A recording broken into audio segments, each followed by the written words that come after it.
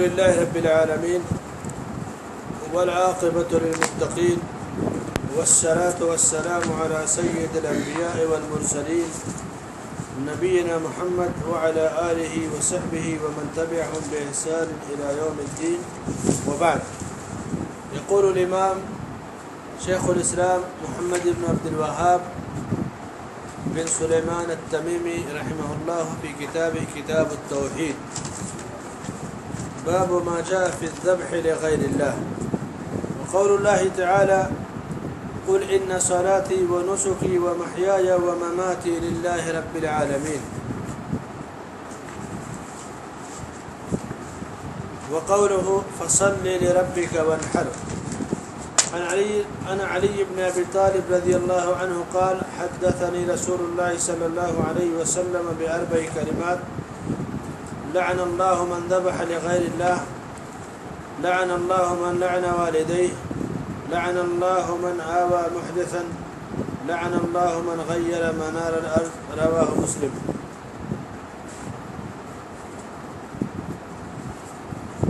وعن طارق بن شهاب رضي الله عنه أن رسول الله صلى الله عليه وسلم قال: دخل الجنة رجل في ذباب ودخل النار رجل في ذباب. قالوا: وكيف ذلك يا رسول الله؟ قال: مر رجلان على قوم لهم سنم لا يجوزه أحد حتى يقرب له شيئا، فقالوا لأحدهما: قرب. قال: ليس عندي شيء أقربه. قالوا له: قرب ولو ذبابا. فقرب ذبابا فخلوا سبيله فدخل النار. وقالوا للآخر: قرب. فقال: ما كنت لأقرب لأحد شيئا دون الله عز وجل. فضربوا عنقه فدخل الجنة. رب اشرح لي صدري ويسر لي أمري واحلل عقدة من لساني يفقه قولي. سبحانك لا علم لنا إلا ما علمتنا إنك أنت العليم الحكيم. اللہ کی توفیق سے آج بروز اتوار 15 جون 2014 کتاب التوحید میں 10ویں باب پہ ہماری گفتگو ہو رہی ہے، جس کا عنوان ہے غیر اللہ کے لیے ذبیحہ کا بیان، یعنی اللہ کے سوا کسی اور کے لیے جانور ذبح کرنا۔ ہم جو جانور ذبح کرتے ہیں اس کی متعدد صورتیں ہیں۔ پہلی صورت تو یہ ہے کہ ہم گوشت کھانے کے لیے ذبح کرتے ہیں، اس میں بھی ہمیں بسم اللہ اللہ اکبر کہہ کر ذبح کرنا ہے، اور اگر کوئی اللہ کا نام نہ لے اور جانور ذبح کر دے تو اس کا کھانا حرام ہے مسلمان کے لیے۔ اللہ نے فرمایا کہ لا تاکلوا مما لم یذکر اسم اللہ علیہ، اس جانور کا گوشت نہ کھاؤ جس کو ذبح کرتے وقت اللہ کا نام نہ لیا گیا۔ دوسری صورت یہ ہے کہ اللہ کا قرب حاصل کرنے کے لیے جانور ذبح کیا، جیسے قربانی ہے، عقیقہ ہے، یا کوئی آدمی صدقے کے طور پہ کہ ٹھیک ہے اللہ نے مجھے مال سے نوازا ہے، لائیے 100 مسکینوں کو کھانا کھلاتا ہوں، بکرے ذبح کر دیا، اونٹ ذبح کر دیا، اللہ کو خوش کرنے کے لیے، تقرب اللہ کے لیے وہ صدقہ کرے۔ تو یہ غیر اللہ کے نام پر اگر یہ جانور ذبح ہو تو ان کا کھانا حرام ہے، لیکن اگر اللہ کی قربت کے لیے ہے تو یہی مطلوب ہے کہ بندہ جانور اللہ کی قربت کے لیے ذبح کرے۔ شیخ رحمۃ اللہ علیہ فرماتے ہیں کہ باب ما جاء فی الذبح لغیر اللہ، ہم میں سے ہر آدمی جانتا ہے کہ اللہ کے نام پر ہی جانور ذبح کر کے کھانا چاہیے۔ کوئی بسم اللہ کے بجائے اپنے پیروں یا ولیوں یا بزرگوں کا نام لے لے یا اپنے دیوی دیوتاؤں کا نام لے لے تو وہ ذبیحہ حرام ہے، یا اللہ کا نام لے لیکن کسی مندر کے پاس یا کسی درگاہ پہ ذبح کر دے اور وہاں جا کر اللہ کا نام لے تو بھی اس کا کھانا حرام ہے۔ نام تو اللہ کا لیا ہے لیکن جو اس کا عمل ہے وہ مشرکانہ عمل ہے، جیسے اب کوئی بت پوجے اور اللہ کا نام لے کر کے پوجے، کوئی ناریل کی پوجا کرے اور بسم اللہ کر کے ناریل توڑے، تو جو چیز حرام ہے، حرام چیز اللہ کا نام لے کر کے حلال نہیں ہو سکتی۔ جیسے چوری کرنا حرام ہے، کوئی چور بسم اللہ کر کے چوری کرے گا تو چوری اس کا مال حلال ہو جائے گا؟ نہیں۔ تو اب حرام چیزیں اللہ کا نام لینے سے حلال نہیں ہوتی۔ اور یہی مسئلہ ہے کہ حلال چیزیں جہاں اللہ نے اپنے نام لینے کا حکم دیا ہے وہاں اگر آدمی نام نہ لے تو وہ چیز حرام ہو جاتی ہے۔ اس کی دو صورت ہے، اگر کسی نے قصداً اور جان بوجھ کر کے اللہ کا نام نہیں لیا تو جانور کا گوشت حرام ہے۔ ایک آدمی نام لیتا ہے مستقل، اب کسی وجہ سے کبھی ذہن ادھر ادھر چلا گیا، بھول گیا، تو قصداً اس نے ایسا نہیں کیا ہے، بھول چوک اللہ نے معاف کر دیا ہے، اس کا ایمان عقیدہ عمل سب درست ہے، کبھی بھول گیا، جیسے بسم اللہ کہنا وضو میں بھول گیا، کھانے میں بھول گیا، تو اللہ تعالیٰ فرماتا ہے کہ ربنا لا تؤاخذنا ان نسینا او اخطانا، اے ہمارے رب اگر ہم بھول جائیں یا غلطی کر بیٹھے تو ہماری گرفت مت فرما۔ تو اللہ فرماتا قد فعلت، بندے ٹھیک ہے میں نے ایسا کر دیا، بھول سے کوئی کام کیا معاف کر دیا، لیکن عمدن کوئی غیر اللہ کے لیے یعنی قصداً جانور ذبح کرے تو یہ حرام ہے۔ ایک صورت یہ ہے کہ جیسے کسی دیوی دیوتا کو یا جیسے عامل جن اور شیطان والے یا انگالی بنگالی بابا جو بازاروں میں پوسٹر لگا کے جن چھڑاتے ہیں یا چٹکیوں میں مسئلے کا حل بتاتے ہیں تو کہیں گے کالا بکرا چاہیے یا دیوی کے نام پہ جانور ذبح کرنا ہے، فلاں درگاہ پہ فلاں جانور ذبح کرنا ہے، اس کی وجہ سے تمہارے اوپر سے مصیبت ٹل جائے گی، اور فلاں جنات کو خوش کرنا ہے تو مصیبت ٹل جائے گی، تمہارے گھر میں بلا نہیں آئے گی۔ تو ان کے تقرب کے لیے، ان کو خوش کرنے کے لیے ایسا کام کیا تو یہ حرام بھی ہے، شرک بھی ہے، اور ایسا کرنے سے بندہ ملت سے خارج ہو جاتا ہے۔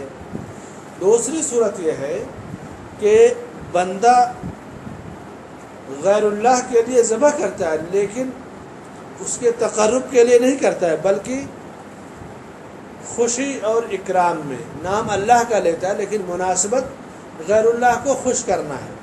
جیسے کوئی مہمان آیا، کوئی اور بڑا شخص آ گیا، آپ نے 2-4 بکرے ذبح کر دی، ظاہر سی بات ہے کہ وہ اللہ کو خوش کرنے کے لیے نہیں ہوتے، مہمان نوازی کے لیے ہوتے۔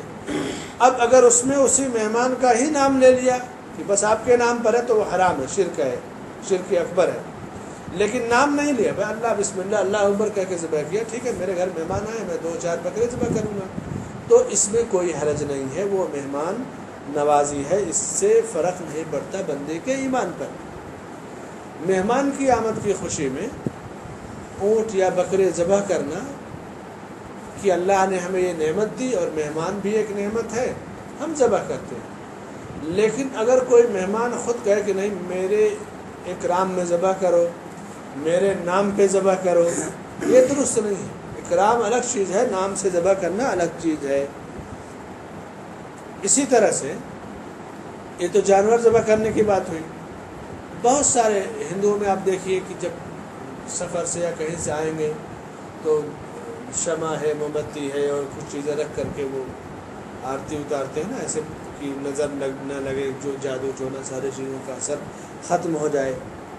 یا اسی طرح سے دیگ چڑھائیں گے کہ فلاں صاحب گئے ہیں فلاں مہم پہ، آئے تو ایک دیگ چڑھا کر کے اور ان کے آنے کے دن صدقہ کر دیں تاکہ اس صدقے کے طفیل میں آنے والی آفت یا مصیبت ٹل جائے، ختم ہو جائے۔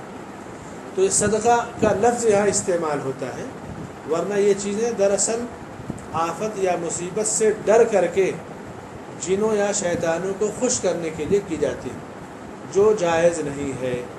آفت و مصیبت سے ڈر کر کے بندہ اللہ سے دعا کرے اور صدقہ اپنی طرف سے جیسے چاہے کر دے، مگر جو مناسبت ہے اس لحاظ سے کوئی ذبح کرے کہ چلو 100 آدمی کو کھانا کھلا دیتے ہیں اور فلاں صاحب آ رہے ہیں اب سفر سے اور مصیبت ٹل جائے گی، یہ چیز درست نہیں، یہ سب غیر اللہ کے ذبیحے کے ضمن میں آتے ہیں۔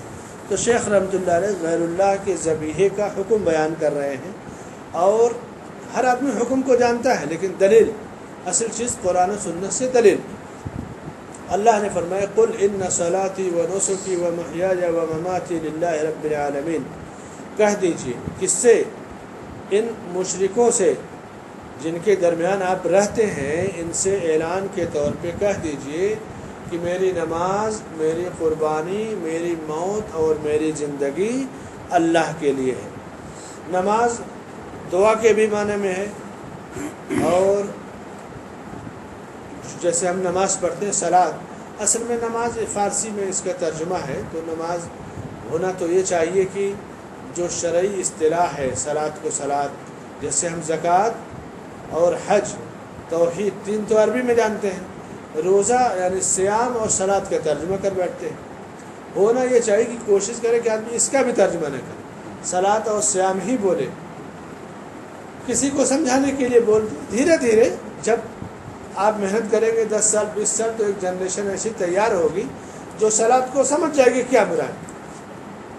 الصلاۃ خیر من النوم، حی علی الصلاۃ سمجھ جاتا ہے نا، وہاں تو کوئی نہیں کہتا کہ آؤ نماز کی طرف، یا نماز نیند سے بہتر ہے، لیکن جب اپنی لینگویج میں بولتے ہیں کہ چلو نماز پڑھنے، نماز کا ٹائم ہو گیا، کل سے فجر کی نماز اتنے بجے ہوگی، یہ ہم عادت ڈال دیے، ورنہ شرعی اصطلاح کو جو اصطلاح نازل ہوئی اسی طرح استعمال کرنا چاہیے۔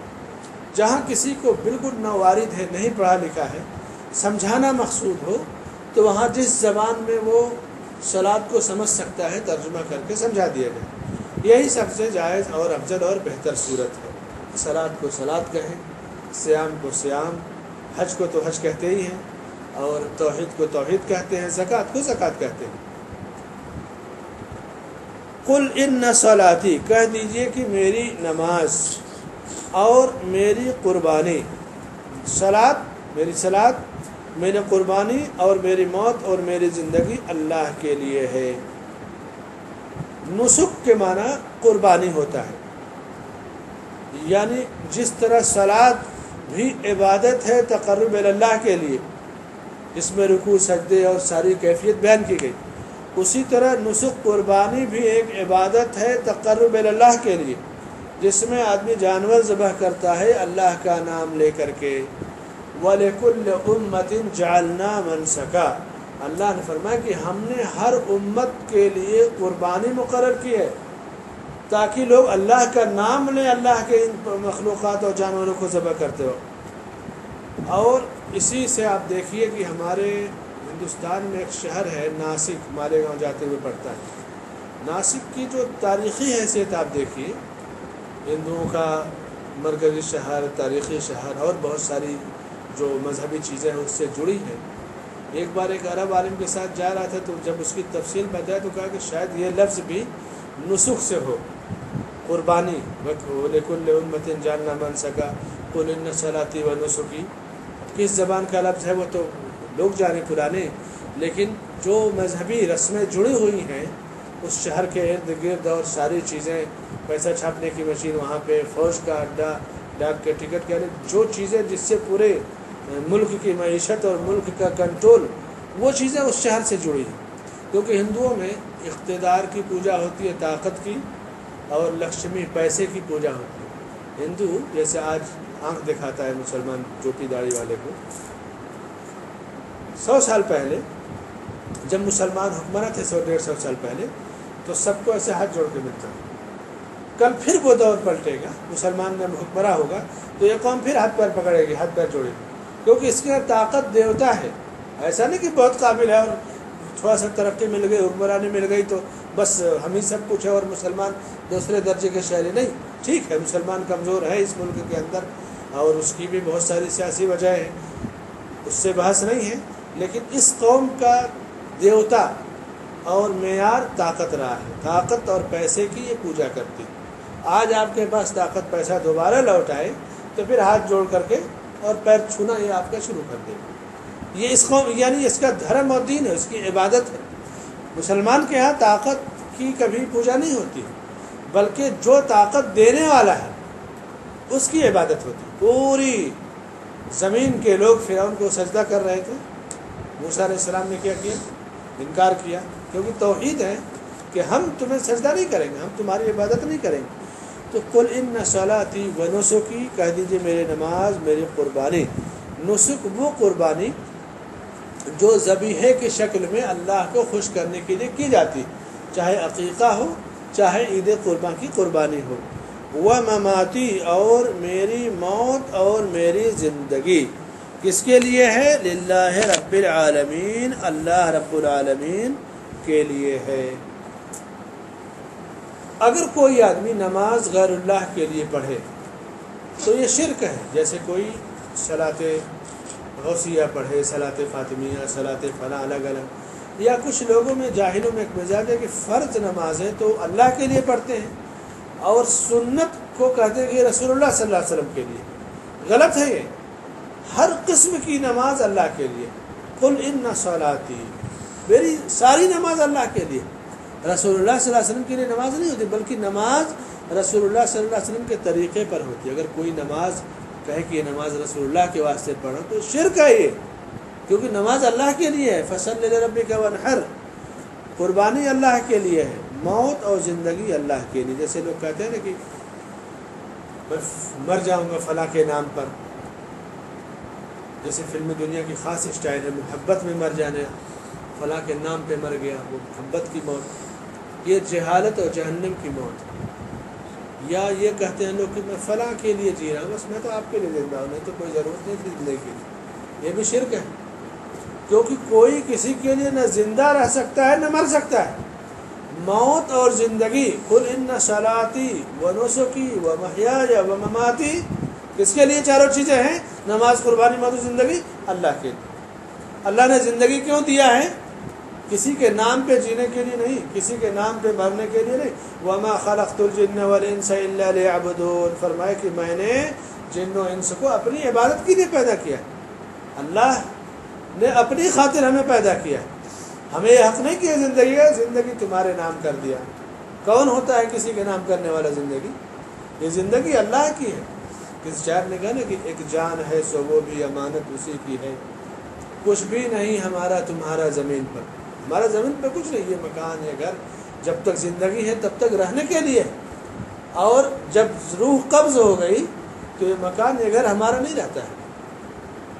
بعض علماء نے لکھا کہ اگر آدمی یہ جاننا چاہے کہ میرے مرنے کے بعد مجھے لوگ کتنا یاد کریں گے، کتنا بھول جائیں گے، تو جب کسی کی جنازے میں جائے، مرنے کے بعد جب کسی کے جنازے میں جائے تو اس کے بعد اس کو دیکھے کہ لوگ اسے کتنا یاد کرتے ہیں. جتنا آپ کے ساتھی کو یاد کریں گے لوگ اتنا آپ کو یاد کریں گے. لیکن آپ کے اعمال، آپ کا اللہ سے قربت کا جو وسیلہ ذریعہ ہے، یہ چیز آپ کو زندہ رکھنے والا ہے.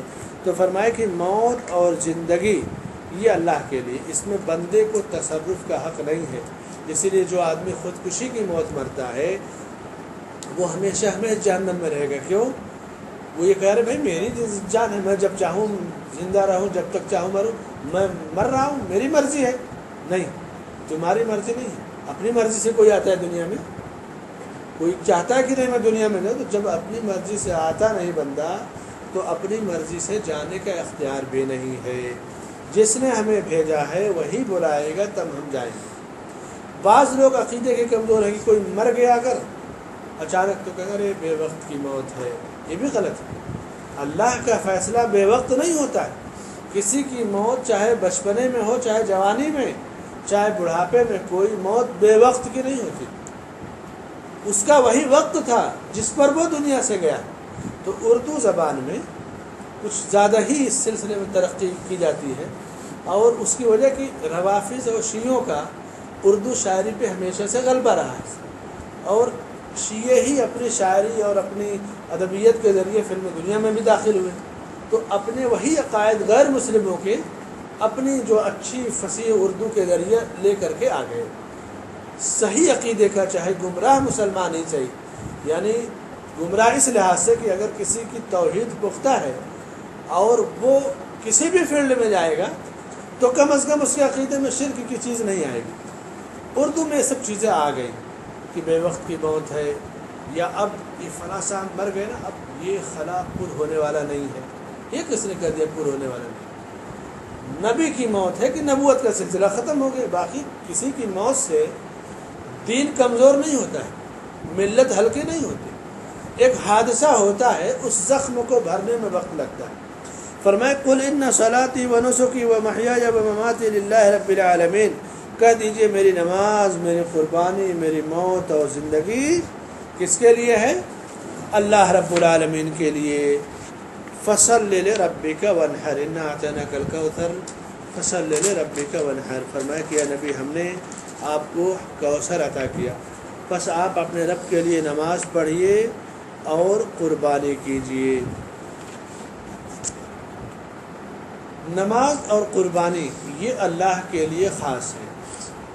اور کب مطالبہ کیا گیا؟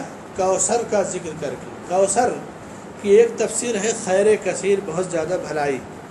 دوسری تفسیر اہل علم نے لکھا کہ حوض کوثر، اور دونوں چیزیں حدیثوں سے ثابت ہے۔ حوض کوثر قیامت کے دن وہ حوض جو نبی صلی اللہ علیہ وسلم کو عطا ہوگا، جس کا پانی دودھ سے زیادہ سفید، شہد سے زیادہ میٹھا ہوگا، جس کے برتن آسمان کے ستاروں سے زیادہ ہوں گے، جس سے جو ایک بار پانی پی لے گا اسے دوبارہ پیاس نہیں لگے گی، نبی صلی اللہ علیہ وسلم کے ہاتھوں سے اس جام ملے گا۔ بہت ساری، بہت بڑی نعمت ہے کوثر۔ تو فرمایا کہ ہم نے آپ کو یہ کوثر، یہ نعمت دی ہے، تو نعمت کا ذکر کر کے کہا کہ فصل لربک وانحر، نماز اور قربانی شکرانہ ہے اللہ کی نعمت کا، تو شکرانہ اللہ کا ادا کیجیے، قربانی اللہ کے لیے کیجیے۔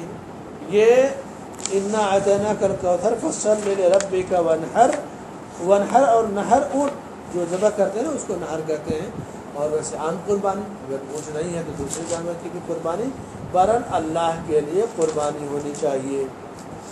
قربانی کا تعلق عید الاضحیٰ سے ہے۔ عید الاضحیٰ اور اس کے بعد 3 دن تک قربانی کی جاتی ہے۔ قربانی زندے کی طرف سے کی جائے گی، اور مردے کو زندے میں تبع للحیہ شریک کیا جائے گا، یہ افضل صورت ہے۔ یا اگر کسی مردے نے وصیت کیا ہے تو وصیت نافذ کرتے وقت کی جا سکتی ہے، یا اسی طرح سے بندہ ایک جانور ذبح کرے اور اس میں اپنے گھر والوں کو شریک کر لے، زندہ مردہ، یہ بھی صورت نبی صلی اللہ علیہ وسلم سے ثابت ہے۔ اسی طرح عقیقہ ہے جو بچے کی پیدائش کے 7ویں دن کے بعد کیا جاتا ہے، اللہ کا نام لے کے کہ اللہ تو نے مجھے ایک جان دیا اور میں شکرانے میں، بچہ ہے تو 2 بکرا یا بچی ہے تو 1 بکری صدقے کے طور پہ یعنی عقیقہ کیا جاتا ہے۔ اور عقیقہ کا گوشت آدمی خود کھائے، دوسروں کو بھی کھلائے، گوشت تقسیم کرے یا کھانا کھائے پلائے، اس کی پابندی نہیں ہے، بندے کو اختیار ہے۔ عقیقے کو بعض علماء نے واجب کہا ہے، بعض نے مسنون۔ بہرحال حدیث میں اتنا ہے کہ جب تک عقیقہ نہیں کیا جاتا بندہ گروی رکھا ہوتا ہے، تو اس کو گروی رکھنے سے، رہن سے چھڑانا ضروری ہے۔ تو تقرب اللہ کے لیے عقیقہ ہے، قربانی ہے، یا عام جو ذبح اللہ کو خوش کرنے کے لیے کیے جائیں۔ اب اگر کوئی مرغا لے درگاہ پہ ذبح کر دے، بکرا لے اور مزار پہ ذبح کر دے، تو یہ حرام ہے ذبیحہ، اور یہ شرک ہے۔ عام طور سے جمعرات کو یہاں بمبئی میں درگاہوں پہ مرغے کٹتے ہیں، یا کالا بکرا، جادوگر جو ہے نا ڈھونگ رچائے گا، کالا بکرا لاؤ اور ایسا لاؤ ویسا لاؤ، یہ سب شرکیات ہیں، اسلام ان چیزوں سے بری ہے۔ علی رضی اللہ تعالیٰ عنہ فرماتے ہیں کہ حدثنی رسول اللہ صلی اللہ علیہ وسلم باربع کلمات، اللہ کے نبی صلی اللہ علیہ وسلم نے مجھے ایک مرتبہ 4 باتیں بتائی۔ یہ کلمہ جو ہوتا ہے اصول میں، صرف میں کلمہ الگ ایک اصطلاح ہے، اسم، فعل، حرف اور نحو کی صرف کی۔ یہاں کلمات وہ نحوی کلمہ نہیں ہے، اسم، فعل، حرف یا جو صرف میں پڑھتے ہیں وہ نہیں مراد۔ شیخ الاسلام ابن تیمیہ رحمہ اللہ فرماتے ہیں لا تطلق الکلمۃ فی اللغۃ العربیہ الا علی الجملۃ المفیدہ، عربی زبان میں جب کلمہ کہا جائے تو اس سے مراد کچھ مفید باتیں، جیسے یہاں ہمارے نا کہ رک جائیے نماز بعد بیان ہوگا، درس ہوگا، عرب میں اعلان ہوتا ہے کہ فلاں شیخ آئے ہیں، اپنی کلمہ پیش کریں گے، سیلقی علیکم کلمہ، کلمہ پیش کریں گے، یعنی وہاں درس یا بیان کو کلمے کے معنی میں لیا جاتا ہے، کیونکہ کلمہ کہتے ہی ہیں مفید باتوں کو۔ اور اللہ کے نبی صلی اللہ علیہ وسلم کی زبان مبارک سے جب کلمہ آئے تو اس سے زیادہ مفید بات کون سی ہوگی؟ کہتے ہیں کہ 4 باتیں آپ نے مجھے بتائیں، فرمائے کہ لعن اللہ من ذبح لغیر اللہ، لعنت کا مطلب ہوتا ہے الابتعاد عن الرحمہ، اللہ کی رحمت سے دوری، اللہ کے غضب کا شکار ہونا۔ اللہ کی لعنت یہی ہے نا کہ بندہ اللہ کی رحمت سے بھی دور ہوگا اور اللہ کے غضب کا شکار ہوگا۔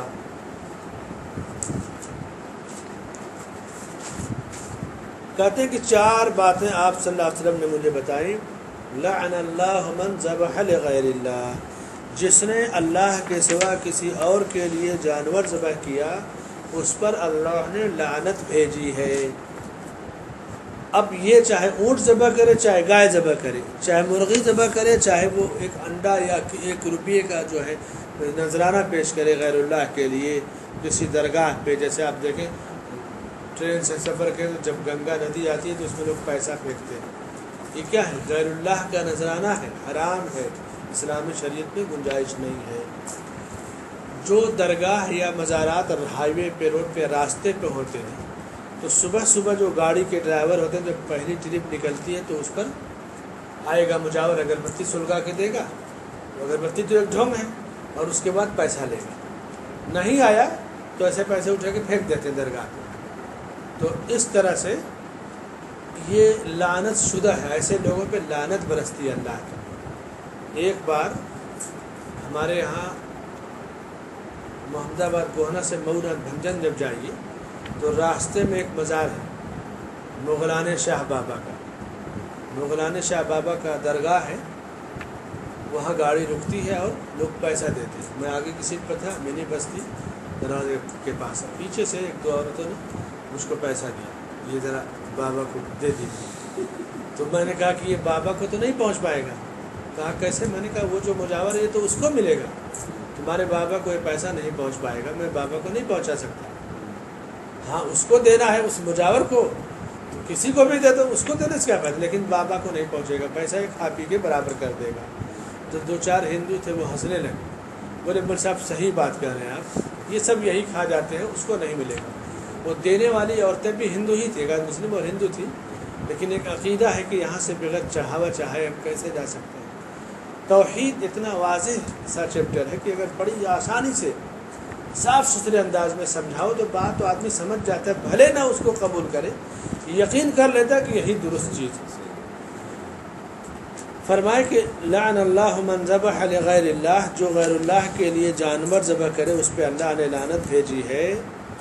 اور دوسرا وہ جس پہ اللہ نے لعنت بھیجی، لعن اللہ من لعن والدیہ، جو اپنے ماں باپ پہ لعنت بھیجے، یعنی ماں باپ کو گالی دے، ستائے، برا بھلا کہے یا ڈانٹے پھٹکارے. وَقَضَىٰ رَبُّكَ أَلَّا تَعْبُدُوا إِلَّا إِيَّاهُ، فرمائے کہ تم عبادت اللہ کی کرو، یہ اللہ کا حکم اور فیصلہ ہے. وَبِالْوَالِدَيْنِ إِحْسَانًا، اور والدین کے ساتھ حسن سلوک کرو. إِمَّا يَبْلُغَنَّ أَحَدَهُمَا الْكِبَرَ أَوْ كِلَاهُمَا فَلَا تَقُل لَّهُمَا أُفٍّ وَلَا تَنْهَرْهُمَا، جب ان میں سے دونوں یا ایک بڑھاپے کو پہنچ جائیں تو اف بھی نہ کرو، ڈانٹو بھی نہ، اور بھلی بات کرو اور اللہ سے دعا کرو کہ رب ارحمہما کما ربیانی صغیرا، جس طرح انہوں نے بچپن میں مجھ پر رحم کیا تو ان پر بڑھاپے میں رحم نازل فرما. ایک تو ہوتا ہے کہ آدمی خود اپنے ماں باپ کو گالی دیتا ہے، ڈانٹتا ہے، تو اس پر اللہ کی لعنت برستی ہے. دوسری صورت یہ ہوتی ہے، یہ آج کی دنیا میں تو عام ہے، ماں باپ کو ڈانٹنا، گالی دینا، گھر سے نکال دینا، آج کی نافرمان اولاد ایسا کرتی ہے. صحابہ کرام کے زمانے میں اور ان کے ذہن میں یہ بات تصور سے باہر تھی کہ کیا کوئی ماں باپ کو بھی گالی دیتا ہے.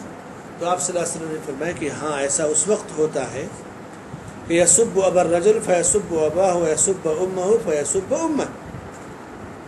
عبداللہ ابن عمرو بن عاص کی صحیح مسلم کی روایت ہے کہ ہوتا یہ ہے کہ جب کسی کا کسی سے جھگڑا ہوتا ہے تو جھگڑے میں آدمی کسی کے ماں باپ کو گالی دیتا ہے، وہ الٹ کر اس کے ماں باپ کو گالی دیا، گالی پلٹ گئی نا. جیسے ایک آدمی گاڑی پر ہے 4 ویلر، غرور میں اب کسی بیچارے پیدل والے کو، سائیکل والے کو، آٹو والے کو گالی دے دیا، تو چار ماں بہن کو، ٹھیک ہے وہ کمزور ہے، تمہاری طاقت کیا ہے گا، وہ جھگڑا کیا کرے گا، روزی روٹی کے لیے نکلا ہے، لیکن پیٹھ پیچھے وہ تم سے زیادہ گالی دیتا ہے کہ نہیں. جیسے کوئی سیٹھ ہے اپنے نوکر کو ڈانٹ دیتا ہے، گالی دے دیتا ہے، تو نوکر سیٹھ کے سامنے تو گالی نہیں دے گا، لیکن پیٹھ پیچھے اس سے 10 گنا گالی دیتا ہے. ایسا ہے کہ نہیں؟ تو وہ سیٹھ اس نوکر کو گالی نہیں دے رہا بلکہ اپنے ماں باپ کو گالی دے رہا ہے. وہ ہائی فائی جو ہے ٹوئوٹا گاڑی پہ بیٹھ کے چلنے والا آٹو رکشا ڈرائیور کو اور پیدل والے کو گالی نہیں دے رہا، بلکہ وہ اپنے ماں باپ کو لعن طعن پہنچانے کا سبب بن رہا ہے. اس لیے گالی بہت بری چیز ہے، کسی کو گالی دینا، کیونکہ جب گالی کسی کو دے گا تو وہ جواب دے گا. گویا آپ اپنے ماں باپ کو گالی دے رہے ہیں، اس کو نہیں دے رہے ہیں، اپنے ماں باپ پہ لعن طعن بھیج رہے ہیں. اور بہت برا عمل ہے یہ کسی پہ لعن طعن بھیجنا، گالی دینا. کہ لعن طعن کا مطلب کہ اللہ کی رحمت سے دوری، اللہ کے غضب اور عذاب کا بندہ شکار ہو جائے. لعن طعن بہت خطرناک چیز ہے. تو اللہ کے رسول صلی اللہ علیہ وسلم فرماتے ہیں کہ لعن اللہ من لعن والدیہ، اللہ اس پر بھی اللہ نے لعنت بھیجی جس نے اپنے ماں باپ پر لعنت بھیجی.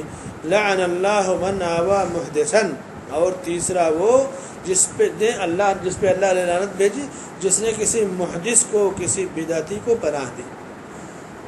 محدث کہتے ہیں جیسے دین صاف ستھرا ہے، دین کی اصلی شکل کو بگاڑنے والا یہ محدث اور بدعتی ہے. سماج اور معاشرہ امن و امان اور سکون سے ہے. سماج اور معاشرے کے امن و سکون کو بگاڑنے والا، چاہے بم دھماکے کرنے والا، دہشت گردی کرنے والا، یہ محدث اور بدعتی ہے. یعنی امن کی جو صورت طبیعی اللہ کی طرف سے بندے کو ملی ہے، چاہے دین کا امن ہو، ایمان کا امن ہو، سماج اور معاشرے کا امن ہو، اس امن کو بگاڑنے والا محدث ہے، اور اس کو پناہ دینا، اس کی مدد کرنے والے پہ اللہ کی لعنت ہے. اب سوچئے، ایک طرف تو میڈیا کہتا ہے کہ مسلمان دہشت گرد ہیں. ایک صاحب بہت قابل بنتے تھے تو کہتے تھے کہ میں یہ نہیں کہتا کہ سارے مسلمان دہشت گرد ہیں، بلکہ جتنے دہشت گرد ہیں وہ سب مسلمان. یہ ان کی قابلیت کا جو ہے ایک طرح اظہار تھا، اور بہرحال اس کی سزا بھی اللہ نے ان کو دے دی، اور پائیں گے انشاءاللہ. ہمارا عقیدہ دیکھیے، اللہ کے نبی صلی اللہ علیہ وسلم کیا فرماتے ہیں کہ وہ آدمی جو کسی دہشت گرد کو پناہ دے دے اس پر اللہ کی لعنت برستی. یہ ہمارا دین ہے، یہ ہمارا عقیدہ ہے. ایسے لوگوں کو یہ عقیدہ اور یہ چیز توحید کی سیکھنی چاہیے کہ اسلام اتنا پیارا دین ہے. اب کوئی آدمی دہشت گردی کرے تو اس کے دین سے تعلق نہیں ہے، اس کی جہالت سماج اور معاشرے سے اور مظلومیت سے ہے. کسی کا بھی حق چھینا جائے گا تو وہ مظلوم دہشت گرد بن جاتا ہے. کسی جانور کو بھی، کتے کو بھی آپ ناحق ماریں گے تو جھپٹ کے کاٹے گا. سانپ گزر جائے گا، لیکن اگر آپ اس کو مارنا چاہیں گے تو پلٹ کر کے آپ پر وار کرے گا. مظلوم ہی دہشت گرد ہوتا ہے. کسی شاعر نے کہا نا کہ اب کی منصف سے ملنا تو اتنی بات بتا دینا. شعر سے دلچسپی ہے نا آپ لوگوں کو. اب کی منصف سے ملنا تو اتنی بات بتا دینا، جس کا حق چھینا جاتا ہے وہ باغی ہو جاتے ہیں. صحیح بات. جس کا حق چھینا جاتا ہے وہ باغی ہو جاتے ہیں. اس کا تعلق مذہب سے نہیں ہے، دھرم سے نہیں ہے. حق کسی کا چھینو گے مظلوم، وہ باغی ہو جاتے ہیں. دلتوں کو، آدی باسیوں کو کم ستایا گیا اس ملک میں. اب جب ان کے ہاتھ میں اقتدار آئے تو اب دیکھیں کہ وہ کیسے کیسے کارنامے انجام دیتے ہیں. بالکل ذلیل کر دیا برہمنوں کو الگ الگ جگہوں پہ دلتوں نے. کیوں کہ ایسا نہیں ہے کہ وہ اس سے نیکی ہے، بلکہ وہ کوئی ان کا وہ دھرم ہے، بلکہ ان کی مظلومیت ہے. اپنی مظلومیت کو بدلہ لے رہے ہیں. تو مظلومیت یہی دہشت گردی کو جنم دیتی ہے. اور دین اسلام یہ امن و شانتی اور بھلائی چارگی سکھاتا ہے. اللہ کے نبی صلی اللہ علیہ وسلم نے فرمایا لعن اللہ من آوى محدثا.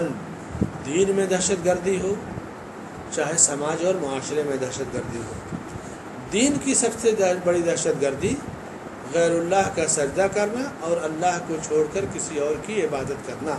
سب سے بڑی دہشت گردی شرک ہے، اور سب سے بڑا دہشت گرد مشرک ہے. کسی ملک کے قانون یا نظام کو توڑنا یا چھیڑنا، یہ اس ملک کی عدالت کی نگاہ میں دہشت گردی ہے. توحید اللہ کا ایک نظام ہے. اللہ ہمارا خالق و رازق ہے. توحید کے باب میں شرک ملانا، اللہ کی عبادت میں غیر اللہ کو شریک کرنا، اللہ سے مانگنے میں کسی اور کو شریک کرنا، یہ اللہ کی توحید میں دہشت گردی اور احداث، اور وہ محدث آدمی ہے. یہ دہشت گردی کو سمجھنا چاہیے. مشرک سے بڑا کوئی دہشت گرد اس زمین پہ نہیں ہو سکتا. اس نے دین اللہ کی جو توحید ہے، ٹھیک ہے اسلام نہیں مانتا، لیکن اس کو اللہ نے پیدا کیا ہے.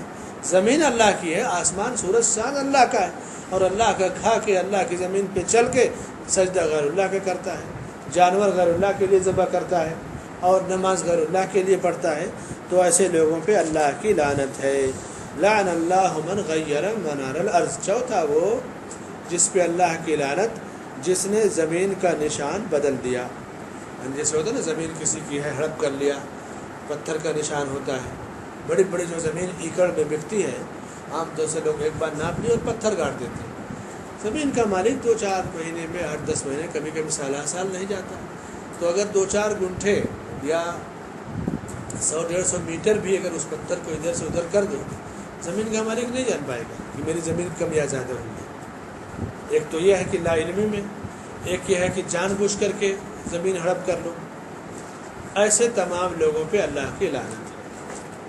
اور ایک حدیث میں آپ صلی اللہ علیہ وسلم نے فرمایا کہ من اقتطع شبرا من الارض ظلما طوقہ من 7 ارضین، جس نے کسی کی ایک بالش زمین ہڑپ کر لیا تو اس کا 7 حصہ کر کے قیامت کے دن اس کی گردن میں لٹکا دیا جائے گا۔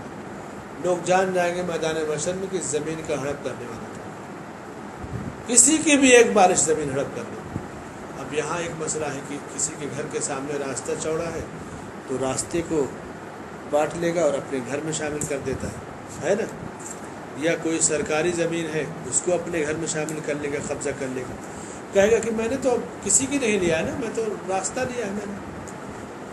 جو لوگوں کے گزرنے کی جگہ ہے، راستہ یا عام جو حکومتوں کی جگہ ہیں، اس کو ہڑپ کرنا اور بڑا جرم ہے، کیونکہ ایک آدمی کی جگہ، جیسے میں نے آپ کی جگہ لے لیا، یہ میرا اور آپ کا معاملہ ہے، لیکن جو جگہ راستے کی یا رفاہی سارے لوگوں کی ہے اس کو کوئی ہڑپ کیا، گویا اس نے سب کی جگہ کو ہڑپ کیا، اس نے سب کے حقوق کو ہڑپ کر لیا۔ ہمارے ہندوستان میں مزاج بنا ہوا نا کہ گورنمنٹ کی چوری جائز ہے، لائٹ چوری کریں، گورنمنٹ کی چوری ہے۔ انہیں غور کرنا چاہیے، اللہ سے ڈرنا چاہیے۔ گورنمنٹ کی چوری، گورنمنٹ کیا ہے؟ گورنمنٹ کوئی آسمان سے اترنے والی چیز ہے؟ مثلا یہاں ہم 10 آدمی ہیں، 10 آدمی الیکشن جیت گئے، الگ الگ عہدوں پہ ہو گئے، گورنمنٹ 10 آدمی کی ہو گئی آگے، تو کیا وہ جو چیزیں ہیں ملک میں، زمین، عدالت، کیا وہ ہماری ہو جائے گی؟ اگر ہم گورنمنٹ چلا رہے ہیں تو ہم اس کے مالک ہیں، وہ تو ساری جنتا اور ساری عوام کی چیز ہے۔ تو جو گورنمنٹ کا یا سرکاری مال ہوتا ہے وہ پوری عوام کا ہوتا ہے۔ اسلامی عدالت میں اس کو کہتے ہیں کہ وہ بیت المال کا حصہ ہوتا ہے۔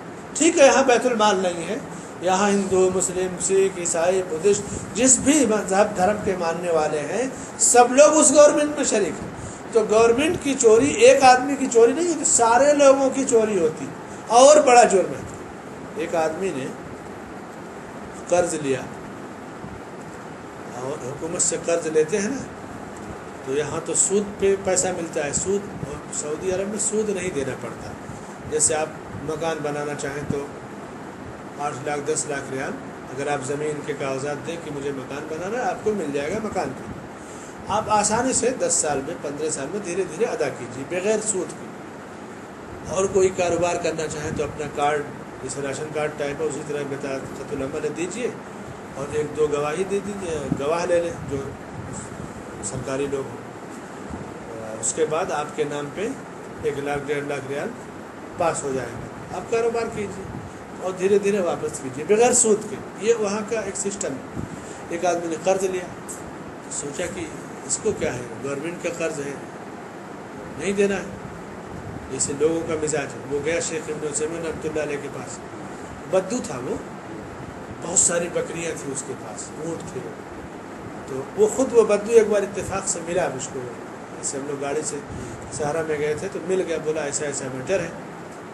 میں شیخ کے پاس گیا تھا، میں نے کہا اس میں کیا ہے، تو گورنمنٹ کا قرضہ ہے، کسی کا حق تو نہیں لے رہا ہوں۔ تو شیخ نے مجھ سے ایسے ایسے کہا ہے کہ یہ بیت المال کا حصہ ہے، اور بیت المال کا مال پوری عوام کا ہے، قیامت کے دن سارے لوگ تم سے دعویٰ کریں گے۔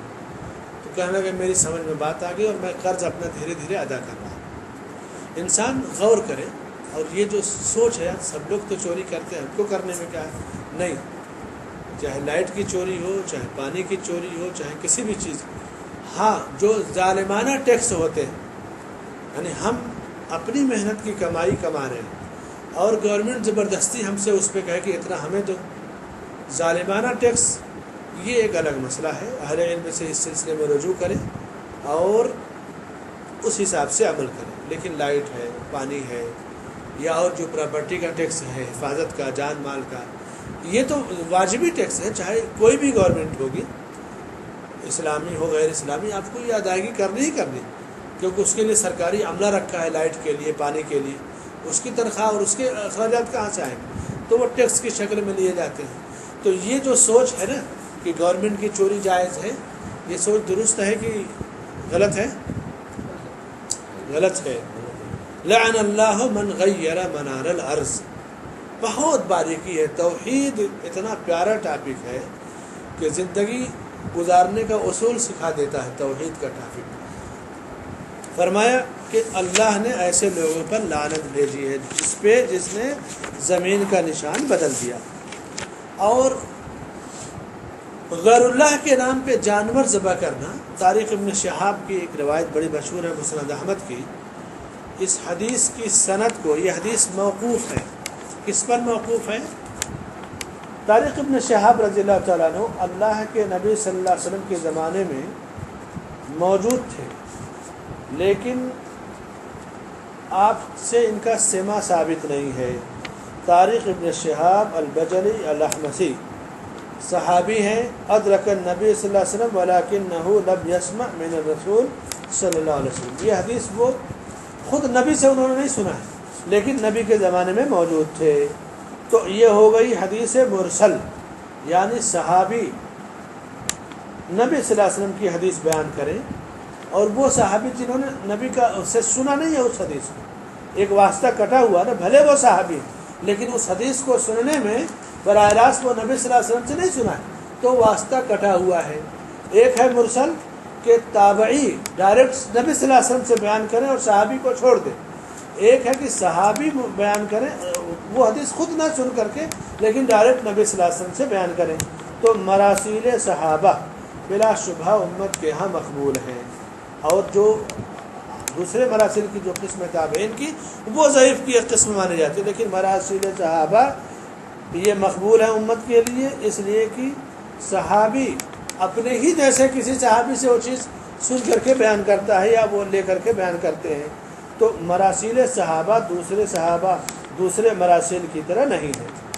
طارق ابن شہاب اس حدیث کے راوی ہیں، اس کو امام احمد نے کتاب الزہد میں اور امام ابو نعیم نے حلیۃ الاولیاء میں بیان کیا، اور دونوں سلمان فارسی رضی اللہ عنہ پہ موقوف ہے، یعنی یہ موقوفاً یہ روایت صحیح سند کے ساتھ موقوفاً مروی ہے یہ روایت۔ تو عام طور سے اس حدیث کو لوگ کہتے ہیں کہ ضعیف ہے، بہت سارے مقررین بھی بیان کر دیتے ہیں اور کچھ ایسے ہی بیان کر دیتے ہیں۔ تو میں نے اتنا نقطہ اس لیے بیان کر دیا کہ کل کوئی اور مقرر یا کوئی خطیب یہ بات بیان کرے تو آپ کے علم میں رہے کہ یہ مراسیل صحابہ ہیں۔ عام مراسیل اور مرسل روایتوں کی طرح یہ مرسل نہیں ہے، اور صحیح سند کے ساتھ موقوف ہے، یعنی طارق ابن شہاب نبی صلی اللہ علیہ وسلم سے بیان کر رہے ہیں اور نبی سے سنا نہیں ہے، لیکن سند صحیح ہے۔ سلمان فارسی رضی اللہ عنہ پہ دونوں روایتیں جو ہیں موقوفاً سلمان فارسی تک جا کر کے پہنچتی ہیں۔ بہرحال کہتے ہیں کہ اللہ کے رسول صلی اللہ علیہ وسلم نے فرمایا کہ دخل الجنت رجل فی ذباب، ایک آدمی ایک مکھی کی وجہ سے جہنم میں داخل ہوا اور دوسرا آدمی ایک مکھی کی وجہ سے جنت میں داخل ہوا۔ پوچھا گیا یہ کیسے؟ اللہ کے نبی ایسے کیسے ہوا؟ ایک مکھی جنت اور جہنم میں لے جا رہی ہے۔ آپ نے فرمایا کہ مر رجلان علی قوم لهم صنم، دو آدمی کسی قوم کے پاس سے گزر رہے تھے، ان کے پاس ایک بت تھا، اور کوئی بھی وہاں سے اس وقت تک نہیں گزر سکتا تھا جب تک کہ اس بت کے نام پہ کچھ چڑھاوا نہ چڑھا دے۔ ان میں سے ایک سے کہا کہ قرب، تم کچھ چڑھاؤ، تو اس نے کہا لیس عندی شیء اقرب، میرے پاس کچھ نہیں چڑھانے کے لیے۔ کہا قرب ولو ذبابا، ایک مکھی مار کے چڑھا دو۔ تو مکھی کی کہاں کمی رہتی ہے ان جگہوں پہ؟ تو مکھی مارا اور چڑھا دیا، لیکن ہے تو وہ ایک مخلوق اللہ کی، ایک زندہ چیز ہے، زیرو۔ تو قوم کے لوگوں نے اس کو چھوڑ دیا، ٹھیک ہے مکھی مار کے چڑھا دیا نا، چلو جاؤ۔ اللہ نے اسے جہنم میں داخل کیا ایک مکھی کی وجہ سے۔ اور دوسرے سے کہا قرب، تم کچھ چڑھاؤ۔ کہا ما کنت لأقرب لأحد شيئا دون اللہ عز وجل، میں اللہ کے سوا کسی اور کے لیے کچھ نہیں چڑھانے والا ہوں۔ فضربوا عنقه، تو ان لوگوں نے اس کی گردن مار دی۔ فدخل الجنہ، تو اللہ رب العالمین نے اسے جنت میں داخل کیا۔ ایک مکھی کہنے والا کہہ سکتا ہے کہ مکھی جنت و جہنم میں لے جا رہے، جی مکھی کی وجہ سے وہ بندہ جہنم میں گیا اور مکھی کی وجہ سے جنت میں گیا، کہ میں غیر اللہ کے آگے کچھ نہیں چڑھاؤں گا، صرف اللہ کے آگے چڑھاؤں گا۔ یہاں ایک مسئلہ پیدا ہوتا ہے کہ جب ہے کہ زبردستی کسی سے کوئی کام کرایا جائے، الا من اکرہ وقلبہ مطمئن بالایمان، تو اس کی گرفت نہیں ہوتی، تو کیسے اس پہ گرفت ہوگی؟ اس کا جواب یہ ہے کہ چونکہ اعمال کا تعلق دل سے ہوتا ہے، اور یہ اللہ کے رسول صلی اللہ علیہ وسلم اللہ سے کے حوالے سے کہ پچھلی قوم کا ایک واقعہ بیان کر رہے ہیں، اور اللہ دلوں کے حال کو جانتا ہے۔ جیسے آدمی سوچتا رہے مکھی ہے، کوئی بات نہیں، اتنا چلتا ہے۔ ایک ہے معمولی سمجھ کے کرنا، ایک ہے کہ کرنا نہیں چاہتا لیکن پیچھے سے تلوار نہیں کرو گے تو گردن مار دے گا، تو اس نے کر دیا ڈر سے، تو ڈر سے کیا، دل مطمئن نہیں ہے تو اس کی گرفت نہیں ہے، لیکن دل میں اس کو ہلکا سمجھا گیا، مطمئن ہے تو پھر اس کے لیے جہنم ہے۔ اللہ کوئی خبر دیتا ہے تو وہ دلوں کی خبر دیتا ہے، اور اس نے دل سے زبان سے کسی چیز سے نہیں قبول کیا، تو اللہ تعالیٰ بتا رہا ہے کہ کسی گناہ کو، شرک کے گناہ کو، غیر اللہ کے ذبیحے کو کبھی حقیر نہیں سمجھنا چاہیے۔ جیسے کوئی لے آئے پرشاد، لاؤ کھا لو، فاتحہ میلاد کر لے آئے، لاؤ کھا لو، چلو کوئی بات نہیں، چلتا ہے، یہ اہانت ہے، چلتا نہیں ہے۔ یا تو آپ کہیے کہ نبی کا دین مکمل نہیں ہے اور یہ سب چیزیں مکمل کر رہی ہیں، یا اسلام مکمل نہیں، یہ مجھ سے مکمل کر رہا ہے، یا تو پھر ریجیکٹ کر دیجیے۔ کبھی کبھی آدمی مجبور ہوتا ہے، مثلا دکان والے جو دکان کرتے ہیں، آپ طور سے مسئلہ پوچھتے ہیں کہ میرے پاس دکان ہے، گنپتی کا چندہ مانگتے ہیں، نہیں دوں گا تو دکان توڑ پھوڑ کر دیں گے، کیا کروں؟ میلاد کا چندہ مانگتے ہیں، جیسے ایک آدمی دکان کیا ہے کسی ایسے علاقے میں جہاں سب درگاہوں کے پجاری میلاد والے ہیں، چلو بھائی میلاد کا جلوس نکالنا، پیسہ دو، نہیں دو گے توڑ پھوڑ کریں گے۔ تو شر سے بچنے کے لیے آدمی اگر دے دیا، کیونکہ وہ زبردستی کیا کہ کرایا جا رہا کام، تو کوئی حرج نہیں، اللہ دلوں کے حال کو جانتا ہے۔ اور کہاں بھاگ کے جائے گا زمین میں؟ غیر مسلموں سے بھاگے گا تو بڑی تعداد تو پجاریوں کی روافظ کی ہے، کہیں ایسی جگہ تو دنیا میں نہیں پائے گا کہ 100% موحد اور اہل سنت یا اہل حدیثوں کا کوئی شہر ہو۔ تو سماج اور معاشرے میں کوشش کرے کہ حکمت عملی سے اسے ٹال لے جائے، یا اتنی قوت ہو کہ کہہ دے کہ میں نہیں تمہارا ساتھ دوں گا، قوت برداشت کی یا دفاع کی۔